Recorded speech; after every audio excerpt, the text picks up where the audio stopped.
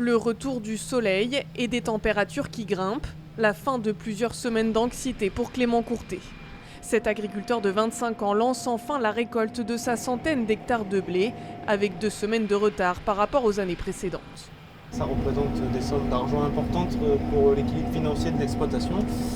Donc on est content, heureux de pouvoir rentrer dans la moisson, même si on a perdu un peu de temps et qu'il va falloir aller encore plus vite que d'habitude pour essayer de conserver un maximum de qualité. La qualité du blé, c'est justement tout l'enjeu des moissons cette année, car la pluviométrie importante de ces dernières semaines a abîmé en partie les céréales.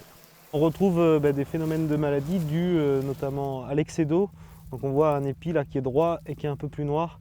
Donc il y a sûrement un peu de fusariose sur l'épi ou des pucerons qui l'ont empêché de se développer. Et donc ça c'est du blé qui perd un petit peu en qualité. Le grain est tout petit. Le fruit de la récolte est ensuite amené au silo voisin de la coopérative. C'est Gilles, le père de Clément, lui aussi agriculteur, qui s'en charge. Il contrôle notamment le taux d'humidité présente dans les grains. La norme c'est 15 et là on a 14,5. Ouais, c'est bon, mais c'est quand même vraiment limite. À cette période-là, on ramasse plutôt des humidités voisines de 10, 11. Le prix du blé est fait par rapport à une qualité et on va avoir des blés sûrement qui seront de qualité fourragère, c'est-à-dire pas de qualité meunière. Alors ça c'est toujours mais dépréciable au niveau du prix bien sûr.